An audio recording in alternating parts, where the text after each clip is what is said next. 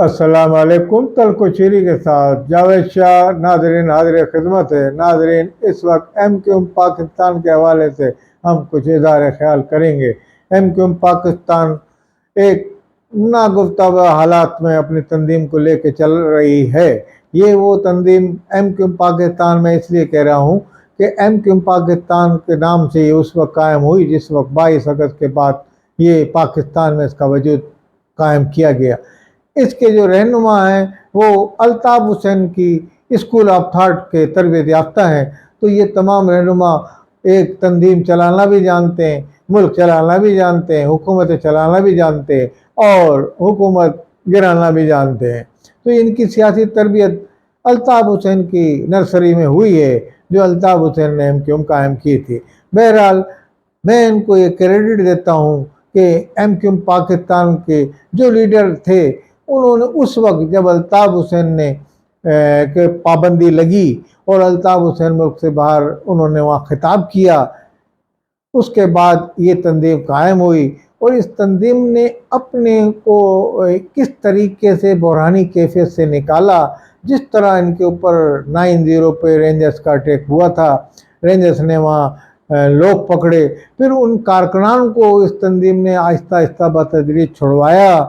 तो मैं ये समझता हूँ कि यहाँ के जो रहनुमा थे इनको भी क्रेडिट जाता है अपनी तंजीम को फाल रखते हुए, और बहादुराबाद में अपना ऑफिस कायम करके इन्होंने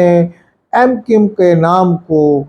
रोशन रखा और उसकी शमा जलाए रखी और उसकी बका कायम रखी। और ये नहीं कि बड़ी बड़ी कुव्वतें आएंगे ये अपना नाम चेंज कर लो और अब इस नाम से सियासत करने की इजाज़त नहीं दी जाएगी, मगर इन्होंने फिर भी किसी तरीके से मुज़ाकरात करके, किसी तरीके से ताल्लुकात में अपना बहाल करके इस्टेब्लिशमेंट से जो उस वक्त नाराज़ हो गई थी अल्ताफ़ हुसैन साहब कायदे तहरीक जो है उनके बयानिए से, तो एक पुरानी कैफियत से निकाला और तंजीम साजी की, तंजीम को चलाया। इसमें मैं तमाम जो यहाँ के रहनुमा थे उनको क्रेडिट देता हूँ। अब अफसोस के बाद ये कहना पड़ता है और महाजर अवाम भी इस पर अफसोस करती है कि ये आपस में ये लोग बहादुराबाद वाले आपस में बैठे, इनके इख्तिलाफ राय हुए, आपस में इख्तिलाफात हुए, तो कुछ रहनुमा पसमंज़र में चले गए, कुछ पेश मंज़र में आ गए। उसके बाद मुस्तफ़ा कमाल ने शुरू से अपनी एक अलग तंजीम बना ली थी, वो एमक्यूएम के इस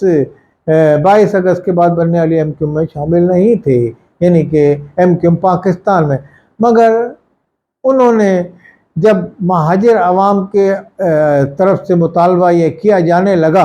कि जनाब ये तो सब टूट फूट का शिकार हो गए, ये सब इनको हम कैसे वोट दें, इस तरह के मुतालबा था ये सब एक हो जाएं, लोगों ने फरियादें की, ये की। तो एमक्यूएम वाले तो जो आपस में इख्तिलाफात थे वो भी इख्तिलाफात भुला के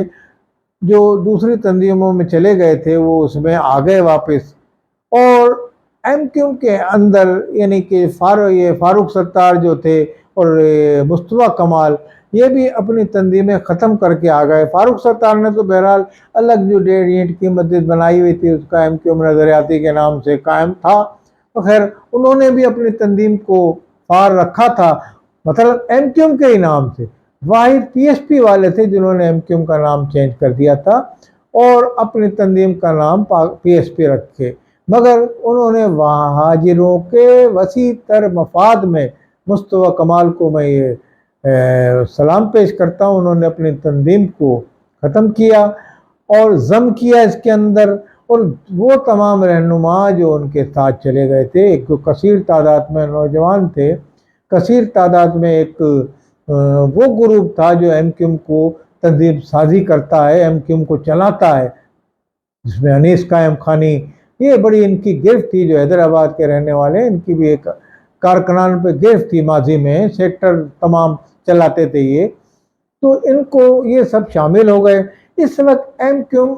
पाकिस्तान अपने तंजीम साजी के मराइल में है और मुस्तफ़ा कमाल इसको उस नहज पे ले जाना चाह रहे हैं कि ये आने वाले इलेक्शन में भरपूर तौर पे सामने आए और भरपूर तौर पे कामयाबी हासिल करे और इलेक्शन में अपनी खोई हुई नशिस्तें हासिल करे। मैं ये समझता हूँ मुस्तफ़ा कमाल اور اس طرح کے جو دوسرے رہنما ہیں، فاروق ستار ایک بڑے نامی گرامی رہنما ہیں، اور یہ جو دوسرے ان کے رہنما خالد مقبول ایک انٹلیکچوئل مائنڈ کے انسان ہیں، تو یہ تنظیم کو واپس فعال کرنے میں کامیاب ہو جائیں گے۔ اور مزید انہوں نے اپنا جو یہ بائیکاٹ کیا تھا، جس میں جماعت اسلامی اور پیپلز پارٹی کا جھگڑا چل رہا ہے کراچی میں، میئر کا جو میئرشپ پیپلز پارٹی کے ہاتھ چلی گئی، ان کا جو بائیکاٹ تھا اس سے بھی اس پہ اثرات پیپلز پارٹی کی جھولی میں یہ پھل آ کے گر گیا میئرشپ کا۔ تو میں یہ سمجھتا ہوں اس میں ایم کیو ایم کا بھی ہاتھ ہے، کیونکہ انہوں نے بائیکاٹ کیا تو اس سے تو فائدہ ہو گیا، مگر ایم کیو ایم کی اپنی مجبوریاں تھیں اور اپنے حلقہ بندیوں کا حوالہ بھی تھا، کچھ اور مسئلے مسائل بھی تھے ان کے، تو اب اس وقت وہ تنظیم سازی کر رہے ہیں اور ایم کیو ایم پاکستان بڑی تیزی سے ابھر کے سامنے آ رہی ہے۔ ہم تو یہ چاہیں گے کہ مستقبل قریب میں یہ تمام ان کے گروپ جو ہیں ایک ساتھ بیٹھ جائیں، ایک ساتھ مل جائیں، اور اس میں اگر الطاف حسین پاکستان میں آ جائیں، وہ ان کو آ کے یہاں گلے سے لگا لیں، ان کے گلے شکوے دور کر کے معافی تلافی کر کے، تو میں سمجھتا ہوں وہ مہاجر عوام کے لیے ایک بڑا خوشی کا دن ہوگا، اور مہاجر عوام میں سمجھتا ہوں خوشی سے پھول نہیں سمائے گی۔ کاش یہ دن ایسا ہو جائے، مگر اس میں سب کو اپنی انا مارنی پڑے گی، سب کو اپنے رویے درست کرنے پڑیں گے، سب کو اپنی سوچ درست کرنی پڑے گی۔ اس ضمن میں سمجھتا ہوں کہ ایم کیو ایم پاکستان کو بھی پہل کر دینی چاہیے، یا الطاف حسین کو بھی، کیونکہ اس میں جس طرح ہمارے مصطفیٰ کمال نے اپنی پارٹی ختم کر کے اس میں شامل ہوئے تو انہوں نے اپنی ایک انا ختم کی، وہ تو کہتے تھے ایم کیو ایم کا نام ختم کر دو، مگر وہی شخص اب ایم کیو ایم کو تنظیم سازی کر رہا ہے، ایم کیو ایم چلا رہا ہے۔ اب ان کی اس تیزی کے جو رجحان جو انہوں نے ایم کیو ایم میں اپنایا ہے، تیزی سے وہ ملک کی سطح پہ بھی جا رہے ہیں اور تمام لوگوں کو شامل کر رہے ہیں اور دور دراز علاقوں میں بھی جاتے ہیں، اس کو دیکھتے ہوئے ایم کیو ایم کے اندر جو گرم مزاج کے لوگ ہیں، جن میں یہ ہمارے وسیم اختر، یہ بھی کہیں پس منظر میں چلے گئے ہیں، اور سابقہ میئر ہیں یہ وسیم اختر، اسی طریقے سے عامر خان بھی ہیں، وہ بھی کہتے ہیں ملک سے باہر ہی چلے گئے ہیں۔ تو میں سمجھتا ہوں پاکستان کی سیاست میں ان سب کو حصہ لینا چاہیے، ان کا ایک بڑا کردار ہے ایم کیو ایم بنانے میں۔ وسیم اختر کا بھی اگر میئر نہیں بنتے وہ تو کیا ایک کارکن کی حیثیت سے مہاجر عوام کی خدمت کریں، اور اپنے گلے شکوے جو فاروق ستار ہیں یا مصطفیٰ کمال تھے، یا مصطفیٰ کمال کو ان سے یا فاروق ستار کو ان سے، یہ تمام گلے شکوے مہاجروں کے وسیع تر مفاد میں بھلا دیں، تنظیم کو مضبوط سے مضبوط تر کریں، کہ عوام میں یہ پیغام جائے کہ پاکستان کے ہماری جو تنظیم ہے یہ تنظیم ہے، اور یہ پھر ایک ہو گئے ہیں، اور یہ ہمارے حقوق کی جدوجہد۔ میں سمجھتا ہوں اگر آپ کو پاکستان میں سیاست کرنی ہے، اپنے مہاجروں کے اردو اسپیکنگ طبقے کے حقوق دلوانے ہیں، کیونکہ آپ اس کے نام لیوا ہیں، آپ کی جماعت ان کے نام پہ بنی تھی، ان کے حقوق دلائیں۔ اب آپ نے متحدہ قومیں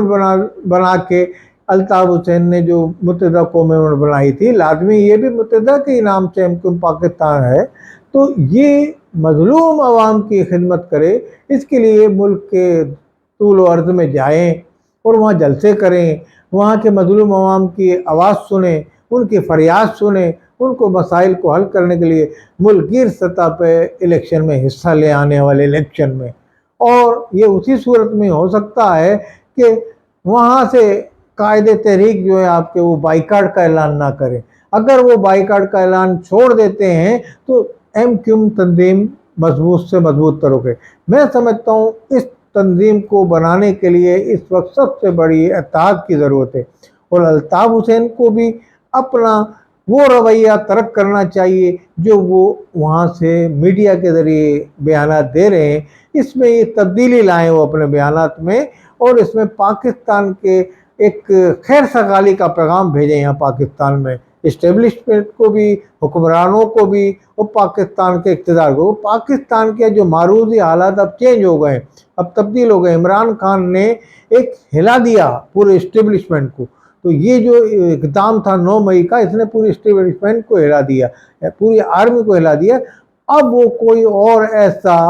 رسک لینے کو تیار نہیں ہے پاکستان میں۔ پاکستان میں اب سیاست پاکستان کی سیاست ہوگی، حقوق آپ اپنے مانگے پاکستان کے آئین کے اندر رہتے ہوئے، پاکستان کے دائرے میں رہتے ہوئے۔ پاکستان کے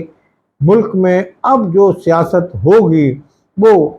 چاہے بلوچ کرنا چاہے جو باہر بیٹھا ہوا ہے، یا سندھی جو باہر چلے گئے ہیں جو سیاست کر رہے ہیں، حالانکہ